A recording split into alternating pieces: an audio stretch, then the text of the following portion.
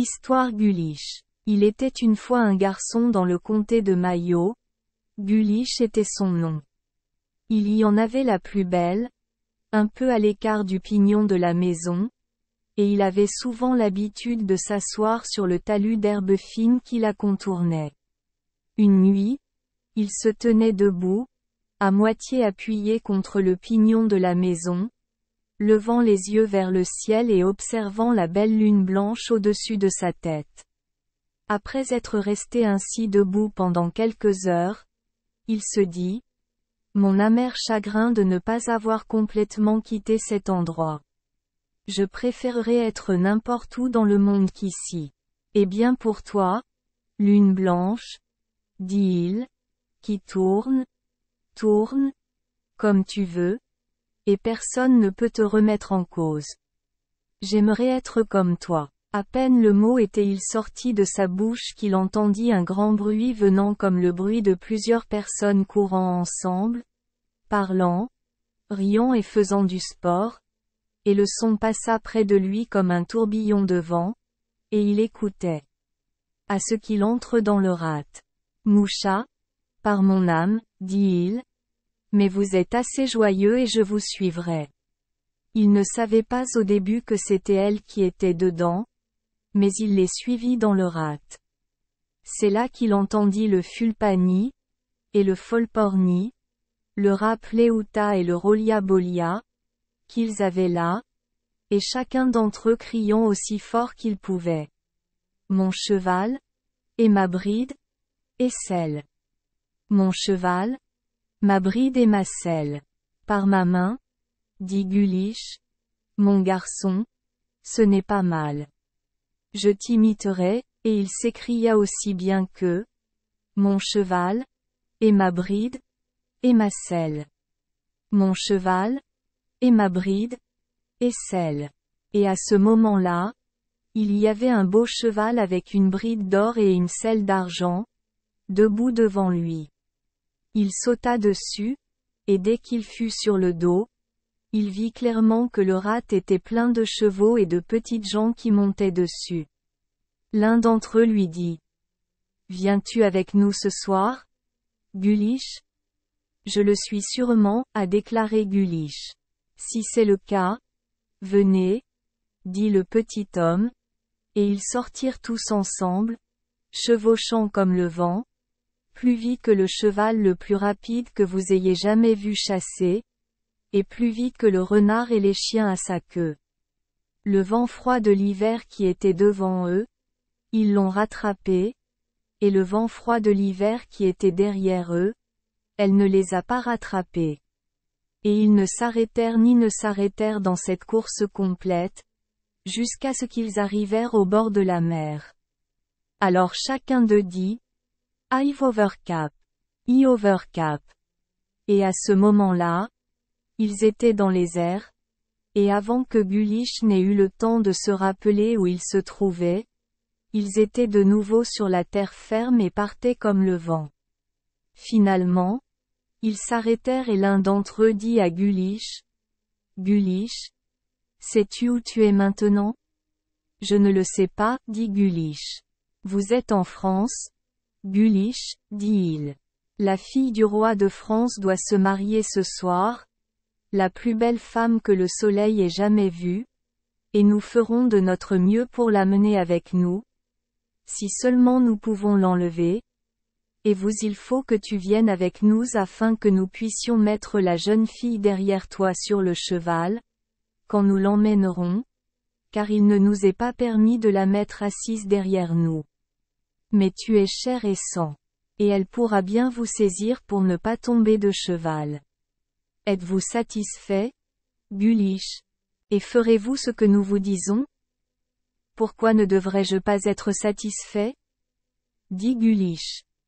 Je suis sûrement satisfait, et tout ce que vous me direz de faire, je le ferai sans aucun doute. Là, ils descendirent de cheval, et l'un d'entre eux dit un mot que Guliche ne comprit pas, et au moment où ils furent soulevés, Guliche se retrouva avec ses compagnons dans le palais. Il y avait une grande fête là-bas, Et il n'y avait pas un noble ou un gentleman dans le royaume qui n'était rassemblé là, vêtu de soie et de satin, d'or et d'argent, et la nuit était aussi lumineuse que le jour avec toutes les lampes. Et des bougies allumées, et Guliche dut fermer les yeux à la luminosité. Lorsqu'il les rouvrit et détourna son regard, il crut n'avoir jamais rien vu d'aussi beau que tout ce qu'il y voyait. Il y avait 100 tables dressées, et sur chacune d'elles il y avait de la viande et des boissons, de la viande, des gâteaux et des friandises, du vin et de la bière, et toutes les boissons que jamais un homme voyait. Les musiciens étaient aux deux extrémités de la salle, et ils jouaient la musique la plus douce que jamais l'oreille d'un homme ait entendue, et il y avait des jeunes femmes et de beaux jeunes gens au milieu de la salle, dansant et tournant si vite et si vite. Si légèrement que cela a donné envie à Guliche de les regarder. Il y en avait plus qui jouaient des tours, et plus qui se moquaient et riaient, car une fête comme celle-là n'avait pas eu lieu en France depuis 20 ans, parce que le vieux roi n'avait pas d'enfant vivant mais seulement une fille, et elle devait être mariée au fils d'un autre roi cette nuit-là. La fête durait 3 jours, et la 3e nuit elle devait se marier, et c'était la nuit où Guliche et les Chiogs arrivèrent, espérant, s'ils le pouvaient, emporter avec eux la jeune fille du roi. Guliche et ses compagnons se tenaient ensemble au fond de la salle, où se trouvait un bel autel dressé, et 2 évêques derrière lui attendant d'épouser la jeune fille, dès que le moment serait venu.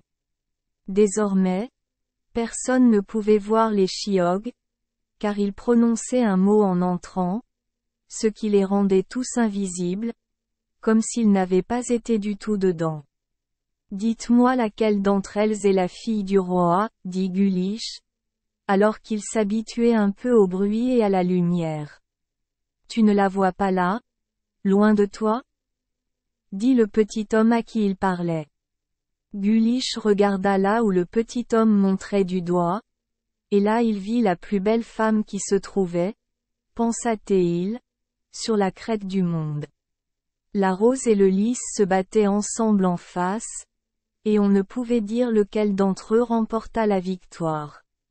Ses bras et ses mains étaient comme le citron vert, sa bouche aussi rouge qu'une fraise lorsqu'elle est mûre, son pied était aussi petit et léger que la main d'une autre, sa forme était lisse et élancée et ses cheveux tombaient de sa tête dans des boucles d'or. Ses vêtements et sa robe étaient tissés d'or et d'argent, et la pierre brillante qui était dans l'anneau à sa main brillait comme le soleil. Guliche était presque aveuglé par toute la beauté et la beauté qui était en elle, mais quand il regarda de nouveau, il vit qu'elle pleurait et qu'il y avait une trace de larmes dans ses yeux. Il n'est pas possible, dit Guliche, qu'elle ressente du chagrin, alors que tout le monde autour d'elle est si plein de sport et de gaieté. Moucha est donc affligée, dit le petit homme, car c'est contre son gré qu'elle se marie, et elle n'aime pas le mari qu'elle va épouser. Le roi allait la lui donner il y a 3 ans, alors qu'elle n'avait que 15 ans, mais elle a dit qu'elle était trop jeune, et lui demanda de la laisser telle qu'elle était encore. Le roi lui accorda une année de grâce, et quand cette année fut écoulée, il lui donna une autre année de grâce, puis une autre. Mais une semaine ou un jour, il ne lui en accorda pas plus, et elle a 18 ans ce soir, et il est temps pour elle de se marier. Mais en effet, dit-il, et il courba la bouche d'une manière laide, en effet, ce n'est pas un fils de roi qu'elle épousera, si je peux. Aide-le. Guliche eut beaucoup pitié de la belle jeune femme en entendant cela, et il eut le cœur brisé à l'idée qu'il lui faudrait épouser un homme qu'elle n'aimait pas, ou, ce qui était pire, prendre un méchant chiog pour mari. Point. Cependant, il ne dit pas un mot, même s'il ne pouvait s'empêcher de maudire le malheur qui lui était réservé, pour aider ceux qui voulaient l'arracher à sa maison et à son père. Il commença alors à réfléchir à ce qu'il devrait faire pour la sauver, mais il ne trouva rien. Oh! Si seulement je pouvais lui apporter un peu d'aide et de soulagement, dit-il, je m'en ficherais d'être vivant ou mort, mais je ne vois rien que je puisse faire pour elle. Il regardait quand le fils du roi s'approcha d'elle et lui demanda un baiser, mais elle détourna la tête de lui. Guliche eut alors une double pitié pour elle, lorsqu'il vit le garçon la prendre par la douce main blanche et l'entraîner pour danser. Ils allèrent danser près de l'endroit où se trouvait Guliche, et il pouvait clairement voir qu'elle avait les larmes aux yeux. Quand la danse fut terminée, le vieux roi, son père et sa mère la reine, arrivèrent et dirent que c'était le bon moment pour l'épouser, que l'évêque était prêt et qu'il était temps de mettre l'alliance. Et donne-la à son mari. Le roi prit le jeune homme par la main, et la reine prit sa fille, et ils montèrent ensemble à l'autel, suivis des seigneurs et du grand peuple. Lorsqu'ils arrivèrent près de l'autel, et qu'il n'en était plus qu'à 4 mètres environ, le petit Chiog étendit son pied devant la jeune fille, et elle tomba. Avant qu'elle ait pu se relever, il lui jeta quelque chose qu'il avait dans la main, dit quelques mots, et aussitôt la jeune fille disparut du milieu d'eux. Personne ne pouvait la voir, car ce mot la rendait invisible. Le petit homme la saisit et la souleva derrière Guliche, et le roi ni personne d'autre ne les vit, mais il sortit avec eux à travers le couloir jusqu'à ce qu'ils arrivent à la porte. Oh! Chère Mary! C'est là qu'était la pitié, et les ennuis, et les pleurs, et l'émerveillement, et la recherche, et le frisson, quand cette dame a disparu de leurs yeux, et sans qu'ils voient ce qu'il a fait. Ils sortirent du palais sans être arrêtés ni gênés, car personne ne les vit, et, mon cheval, ma bride et ma selle. Dit chacun d'entre eux, mon cheval, ma bride et ma selle. Dit Guliche. Et à ce moment le cheval se tenait prêt à caparaçonner devant lui. Maintenant, saute, Guliche, dit le petit homme, et mets la dame derrière toi, et nous partirons. Le matin n'est pas loin de nous maintenant. Guliche la souleva sur le dos du cheval, sauta lui-même devant elle et « Lève-toi, cheval », dit-il, et son cheval et les autres chevaux qui l'accompagnaient firent une grande course jusqu'à ce qu'ils arrivèrent à la mer. Salut, par-dessus la casquette, dit chacun d'entre eux. Salut, par-dessus la casquette, dit Guliche. Et à l'instant même, le cheval s'éleva sous lui, fit un bond dans les nuages et descendit sur Erin. Ils ne s'arrêtèrent pas là, mais partirent en course vers l'endroit où se trouvait la maison de Guliche et le rat. Et quand ils arrivèrent là, Guliche se retourna, attrapa la jeune fille dans ses 2 bras et sauta de cheval. Je t'appelle et je t'appelle à moi, au nom de Dieu. A-t-il dit. Et sur place, avant que la parole ne soit sortie de sa bouche, le cheval tomba, et il n'y avait qu'une poutre de charrue dont ils avaient fait un cheval, et tous les autres chevaux qu'ils avaient, c'était comme ça qu'ils le faisaient.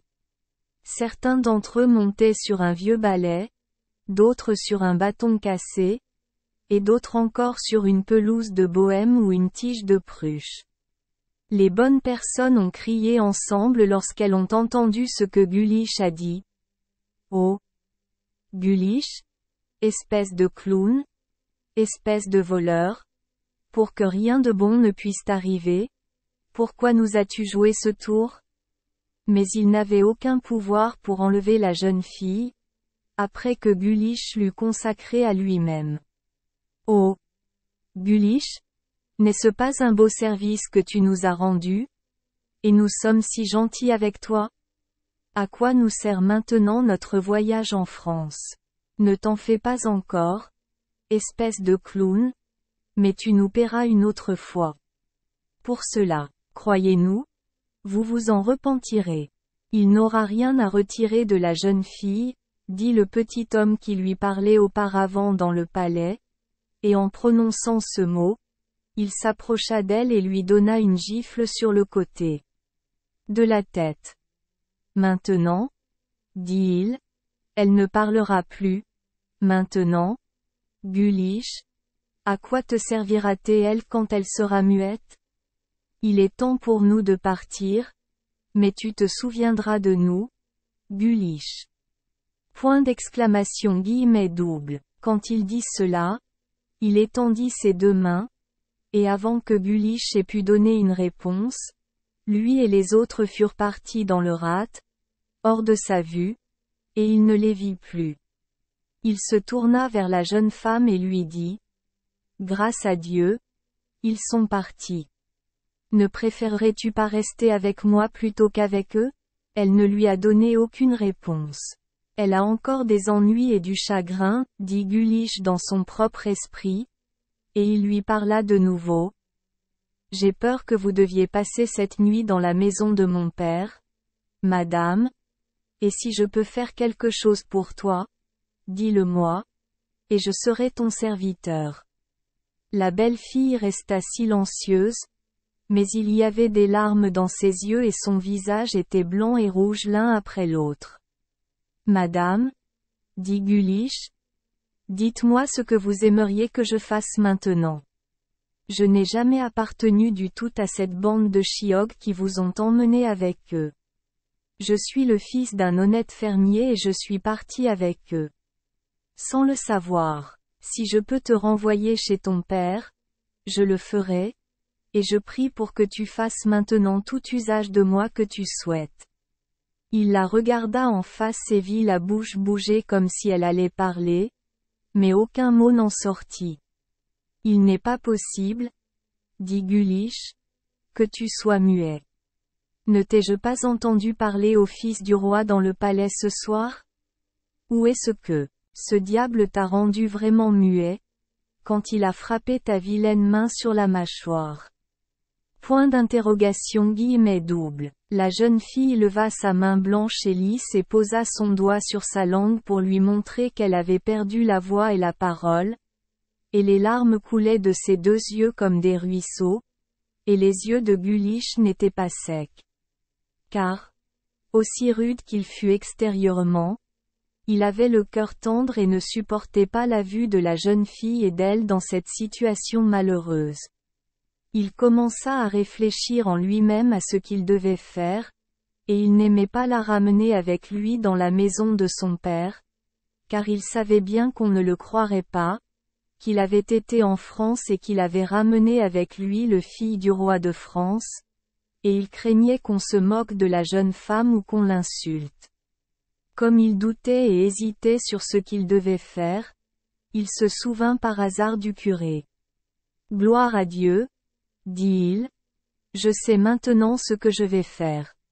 Je la conduirai chez le curé, et il ne me refusera pas de garder la dame et de prendre soin d'elle.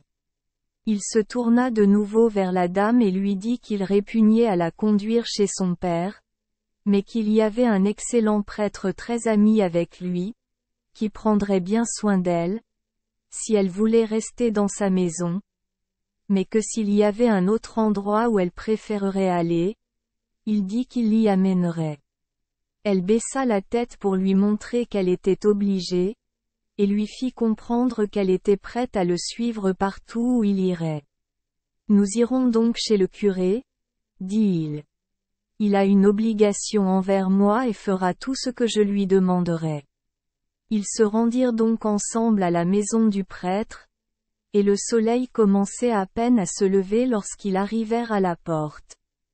Guliche la frappait violemment, et aussitôt le prêtre s'est levé et a lui-même ouvert la porte. Il se demandait quand il avait vu Guliche et la fille, car il était certain que cela allait venir. Il voulait se marier. Guliche,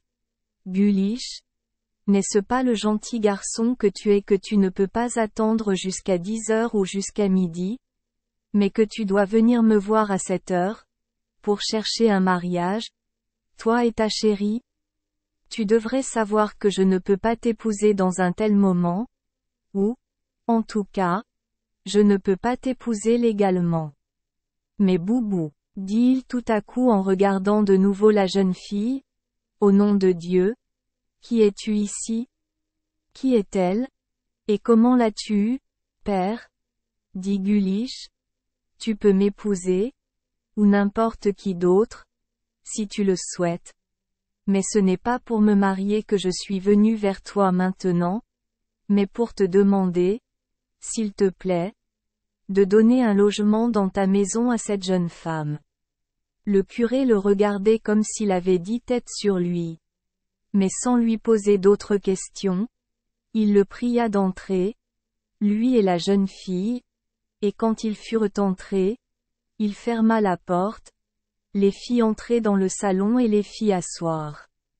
Maintenant, Guliche, dit-il, dis-moi vraiment qui est cette jeune dame, et si tu es vraiment hors de toi, ou si tu te moques seulement de moi.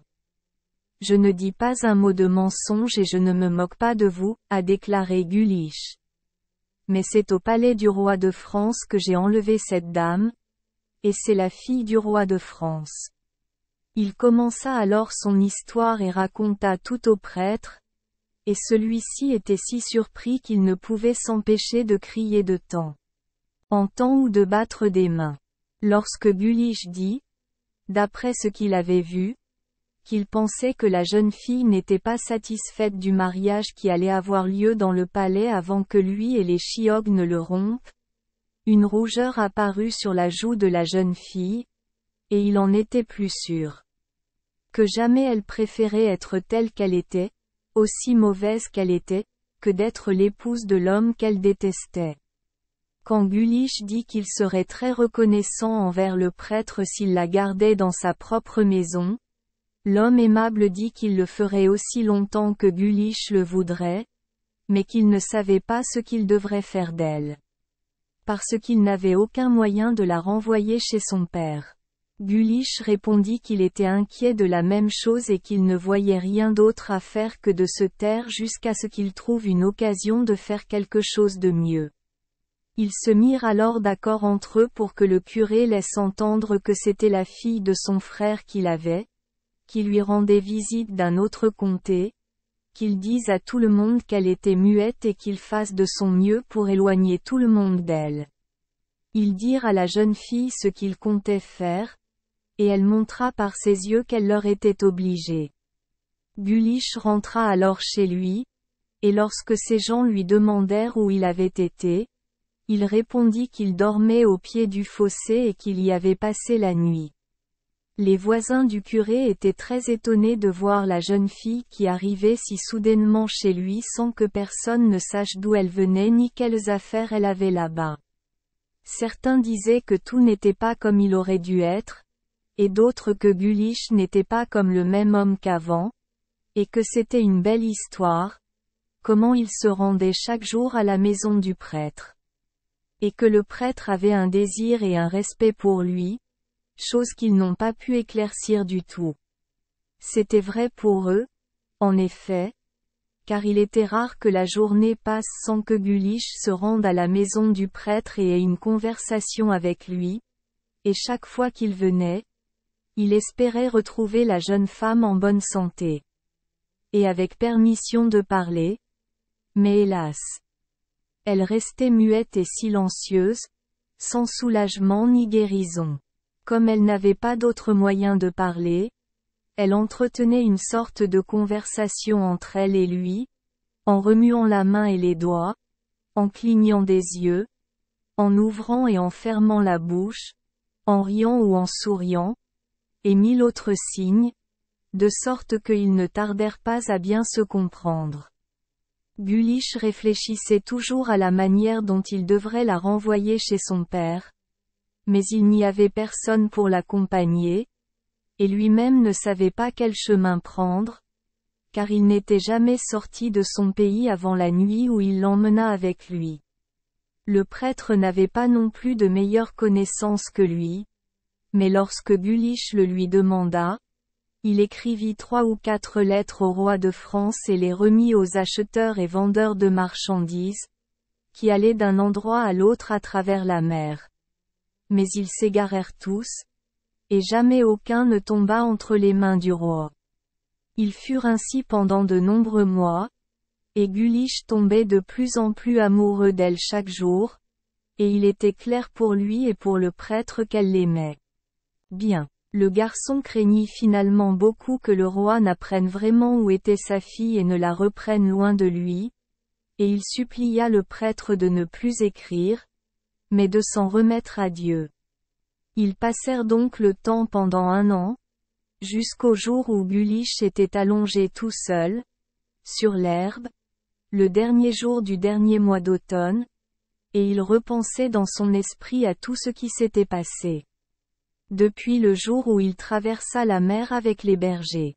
Il se souvint alors tout à coup que c'était une nuit de novembre qu'il se tenait devant le pignon de la maison, quand le tourbillon arriva, avec les bergers dedans, et il se dit: Nous avons encore une nuit de novembre aujourd'hui, et je resterai au même endroit que l'année dernière, jusqu'à ce que je voie si les bonnes personnes reviennent. Peut-être pourrais-je voir ou entendre quelque chose qui me serait utile, et pourrais ramener son discours à Marie, cela c'était lui-même le nom, et le prêtre appela la fille du roi, car aucun d'eux ne connaissait son vrai nom. Il fit part de son intention au prêtre et celui-ci lui donna sa bénédiction. Guliche se rendit donc au vieux rat lorsque la nuit s'assombrissait, et il se tenait le coude plié appuyé sur un vieux drapeau gris, attendant que le milieu de la nuit vienne. La lune se leva lentement, et c'était comme une boule de feu derrière lui, et il y avait un brouillard blanc qui s'élevait sur les champs d'herbe et sur tous les endroits humides, à cause de la fraîcheur de la nuit après une grande chaleur du jour. La nuit était calme comme l'est un lac où il n'y a pas un souffle de vent pour déplacer une vague dessus, et on n'entendait d'autre bruit que le chant des insectes qui passaient de temps en temps, ou le brusque rauque-bruit. Cris des oies sauvages, alors qu'elles passaient de lac en lac, à un demi-mille de hauteur dans les airs au-dessus de sa tête, ou le sifflement aigu du pluvier doré et vert, qui se lève et se couche et se lève, comme ils le font par une nuit calme. Il y avait 1000 étoiles brillantes qui brillaient au-dessus de sa tête, et il y avait un peu de givre, ce qui laissait l'herbe sous son pied blanche et croustillante. Il resta là 1 heure, 2 heures, 3 heures, et le gel augmenta considérablement, de sorte qu'il entendit le craquement des transines sous son pied aussi souvent qu'il bougeait. Il pensait enfin, dans son esprit, que les chiogs ne viendraient pas cette nuit-là, et qu'il valait mieux qu'ils reviennent, lorsqu'il entendit au loin un bruit venant vers lui, et j'ai reconnu ce que c'était au premier instant. Le bruit augmenta, et d'abord ce fut comme le battement des vagues sur un rivage pierreux, puis ce fut comme la chute d'une grande cascade, et enfin ce fut comme une forte tempête dans la cime des arbres, et puis un tourbillon éclata au rythme d'une déroute, et les chiogs étaient dedans.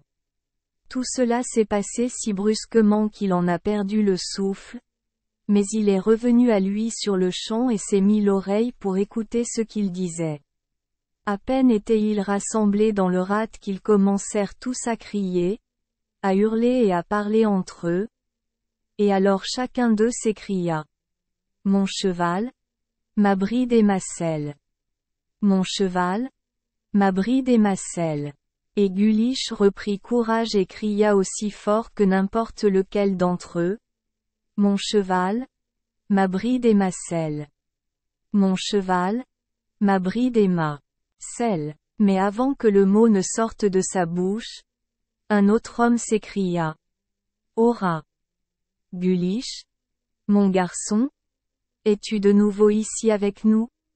Soir. Je vais te libérer sous caution. Tu ne nous joueras plus un tel tour. C'était un bon tour que tu nous as joué l'année dernière? C'était le cas, a déclaré un autre homme. Il ne recommencera pas. N'est-il pas un garçon formidable? Le même garçon. Pour emmener avec lui une femme qui ne lui a jamais dit autant que « Comment vas-tu » depuis cette époque l'année dernière, dit le troisième homme. Peut-être qu'il aime la regarder, dit une autre voix. Et si seulement l'Omadone savait qu'il y a une herbe qui pousse près de sa propre porte, et s'il la faisait bouillir et la lui donnait, elle irait bien, dit une autre voix. C'est vrai pour toi. C'est un Omadone. Ne vous embêtez pas avec lui, nous y allons. Nous laisserons le Bodatch tel qu'il est. Et sur ce, ils s'élevèrent dans les airs et repartirent avec eux avec un rolia-bolia par où ils venaient, et ils laissèrent le pauvre Gulich debout là où ils l'avaient trouvé, et les deux yeux sortant de sa tête, les regardant et s'interrogeant. Il ne resta pas longtemps avant de revenir, et il réfléchissait dans son esprit à tout ce qu'il avait vu et entendu, et se demandait s'il y avait vraiment une herbe à sa propre porte qui ramènerait la conversation à la fille du roi. Il n'est pas possible, se dit-il, qu'il me le dirait, s'il y avait quelque vertu là-dedans. Mais peut-être que le chiog ne s'est pas observé lorsqu'il a laissé le mot échapper de sa bouche. Je chercherai bien, dès le lever du soleil, s'il y a des plantes qui poussent à côté de la maison, à l'exception des chardons et des amarres. Il rentra chez lui et, aussi fatigué qu'il fut, il ne dormit pas un instant jusqu'au lever du soleil du lendemain. Il se leva alors et sa première chose fut de sortir et de fouiller profondément dans l'herbe autour de la maison, essayant de trouver une herbe qu'il ne reconnaissait pas. En effet, il ne chercha pas longtemps lorsqu'il aperçut une grosse herbe étrange qui poussait juste à côté du pignon de la maison. Il s'en approcha, l'observa attentivement et vit qu'il y avait 7 petites branches qui sortaient de la tige, et 7 feuilles poussant sur chaque branche d'elle, et qu'il y avait une sève blanche dans les feuilles. C'est très merveilleux, se dit-il, que je n'ai jamais remarqué cette herbe auparavant. S'il y a une quelconque vertu dans une herbe, elle devrait l'être dans une plante aussi étrange que celle-ci. Il sortit son couteau, coupa la plante et l'emporta dans sa propre maison. J'en ai enlevé les feuilles et j'ai coupé la tige. Et il en sortit un jus épais et blanc, comme il sort du laiteron lorsqu'il est meurtri, sauf que le jus ressemblait plutôt à de l'huile. Il le mit dans une petite marmite et un peu d'eau dedans, et le mit sur le feu jusqu'à ce que l'eau bout, puis il prit une tasse, la remplit à moitié avec le jus et la porta à sa propre bouche. Il lui vint alors à l'esprit que c'était peut-être du poison qu'il y avait dedans, et que les braves gens le tentaient seulement pour qu'il se suicide avec cette astuce, ou qu'il mette à mort la jeune fille sans le vouloir.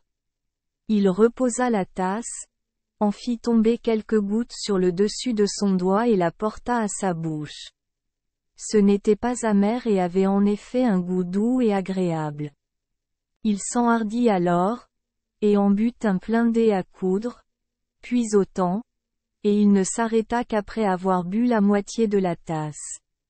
Il s'endormit ensuite et ne se réveilla que vers la nuit. Il avait une grande faim et une grande soif.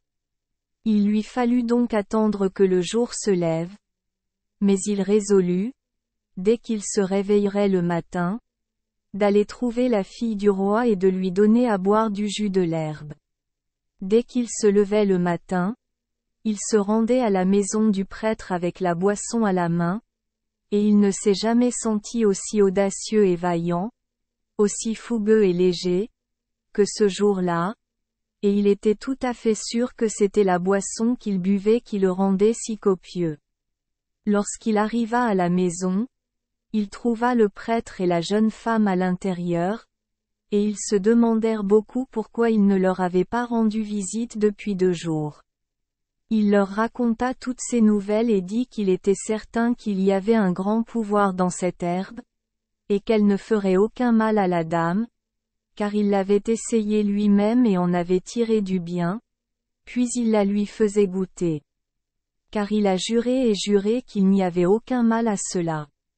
Guliche lui tendit la tasse, et elle en but la moitié, puis retomba sur son lit et un profond sommeil la saisit, et elle ne se réveilla de ce sommeil que le lendemain. Guliche et le prêtre restèrent assis toute la nuit avec elle, attendant qu'elle se réveille, et eux entre espoir et désespoir, entre l'attente de la sauver et la peur de lui faire du mal. Elle se réveilla enfin alors que le soleil avait parcouru la moitié de sa course dans le ciel. Elle se frottait les yeux et ressemblait à une personne qui ne savait pas où elle était. Elle fut comme étonnée lorsqu'elle vit Guliche et le prêtre dans la même pièce qu'elle, et elle s'assit en faisant de son mieux pour rassembler ses pensées. Les 2 hommes attendaient avec une grande anxiété si elle parlerait ou ne parlerait pas, et après qu'ils restèrent silencieux pendant quelques minutes, le prêtre lui dit : « As-tu bien dormi, Mary ? » Et elle lui répondit : « J'ai dormi. Merci. » À peine Guliche l'entendit parler qu'il poussa un cri de joie, courut vers elle, tomba à genoux et dit : « Mille merci à Dieu, qui vous a rendu la parole. Dame de mon cœur, parle-moi encore. » La dame lui répondit qu'elle avait compris que c'était lui qui lui avait fait bouillir cette boisson et qui la lui avait donnée, qu'elle lui était reconnaissante de tout son cœur pour toute la bonté qu'il lui avait témoignée depuis le jour de son arrivée en Irlande, et qu'il pouvait être certain qu'elle ne l'oublierait jamais. Guliche était prêt à mourir avec satisfaction et délice. Alors ils lui apportèrent à manger, et elle mangea de bon appétit, et elle était joyeuse, et ne cessait de parler avec le prêtre pendant qu'elle mangeait. Après cela, Guliche rentra chez lui, s'étendit sur le lit et se rendormit, car la force de l'herbe n'était pas entièrement épuisée, et il passa encore un jour et une nuit à dormir. Lorsqu'il se réveilla, il retourna chez le curé et constata que la jeune femme était dans le même état, et qu'elle dormait presque depuis le moment où il avait quitté la maison. Il entra dans sa chambre avec le prêtre, et ils restèrent à veiller à côté d'elle jusqu'à ce qu'elle se réveille pour la 2e fois, et elle parla aussi bien que jamais, et Guliche fut grandement réjoui. Le prêtre remit à manger sur la table et ils mangèrent ensemble. Guliche avait ensuite l'habitude de venir à la maison de jour en jour, et l'amitié qui l'unissait à la fille du roi s'accrut, car elle n'avait personne à qui parler. Sauf Guliche et le prêtre, et elle préférait Guliche. Alors ils se sont mariés, et c'était le beau mariage qu'ils ont eu, et si j'étais là à ce moment-là, je ne serais pas là maintenant. Mais j'ai entendu dire d'un oiseau qu'il n'y avait eu ni souci, maladie ni chagrin, malheur ni malheur sur eux jusqu'à l'heure de leur mort, et qu'il en soit de même pour moi et pour nous tous. Merci les enfants des Esperluette Croisillon 39. Avoir écouté des contes de fées au jour Esperluette Croisillon 39. 8. Espérons que les histoires apporteront aux enfants des moments heureux et significatifs. Si vous aimez notre chaîne, veuillez appuyer sur le bouton S Esperluette Croisillon 39. Abonner, pour ne manquer aucune histoire intéressante. Je vous souhaite une bonne nuit de sommeil et de beaux rêves. Rendez-vous dans la prochaine histoire.